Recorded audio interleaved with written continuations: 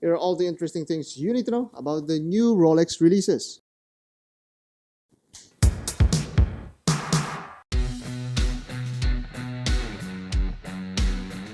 It's finally here. Watches and Wonders Geneva kicks off with Rolex releases that many are eagerly anticipating. About 2 days ago, Rolex dropped their teaser video showing a glimpse of the models that they are offering, with Skyward being the theme. Some of the footage may have shown much more than what the brand wanted, igniting even more speculation of the models to be updated. We can spot a new precious metal Yacht-master, a new GMT-Master II, and, likely most anticipated of all, the new Air-King. Speculation aside, demand for an updated Air-King and GMT-Master II have always been floating around, but with these new images, there's a renewed fascination for these two. These two models could yield the most drastic changes we've seen from Rolex in the past years, with the Air-King growing some crown guards and the GMT-Master getting a reconfigured Destro setup. Will any of these actually happen? Hours before the launch, the Watches and Wonders webpage yielded some interesting backdoor codes that suggested a number of releases from most of the brands participating. Special shout out to Aussie Expat for reporting this on YouTube. In the leaked webcode from Reddit, all of the models we mentioned appears to have a webpage or two already, with the date and Datejust also getting some action. Noticeably absent is the Sea-Dweller, which was, strangely enough, the closest thing to anything sky-worthy for this release. So let's see which of these actually got released, and at the end, we'll also look back at some of the rumors in the past months and which are actually true.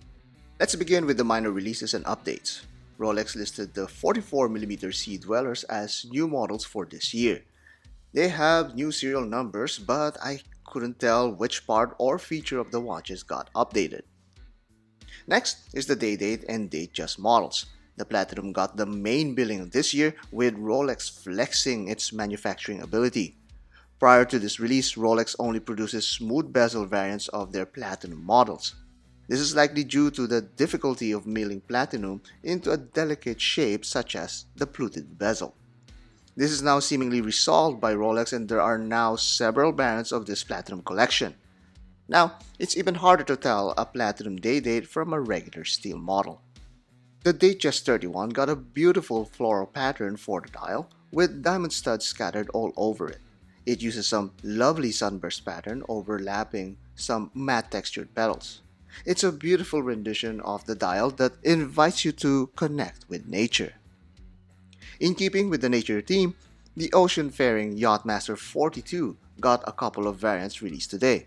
This larger iteration of the collection continues its use of Oyster Flex strap, but now in 18K yellow gold.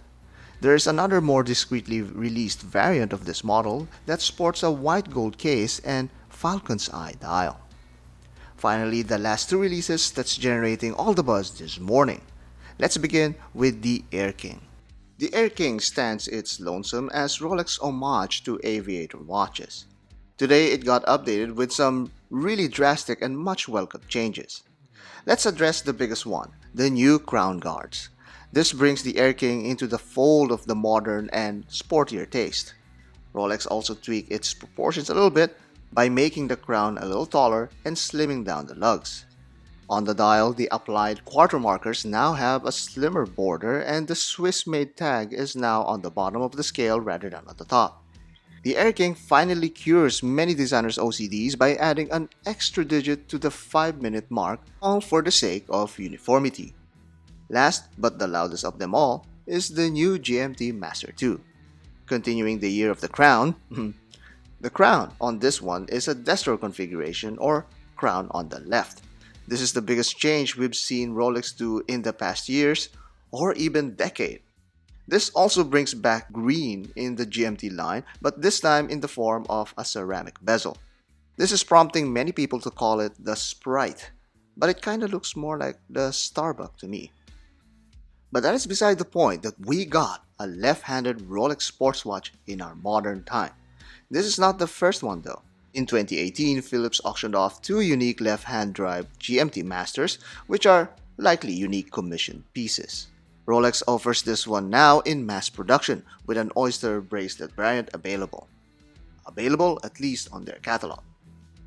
This green bezel and lefty crown is also only available in these two references.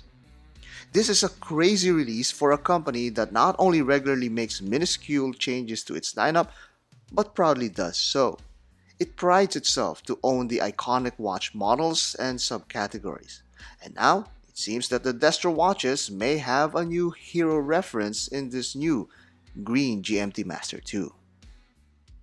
As a parting shot, let's look back at some of the rumors we had in the past months and see if any of them actually came true. Well, Rolex made it easy for us and we can say that none of these were true. Also, there's no Sea-Dweller. So Rolex continues to keep its R&D sealed and maintain its secrecy. And I'm pretty happy about that. Imagine if we had this kind of secrecy with that Tom, Andrew, and Toby thing. So how about that? Did you find these Rolex releases a win for the brand, or is it another underwhelming year? Comment down below and let me know what you think. Of course, cue all of those inevitable waitlist comments.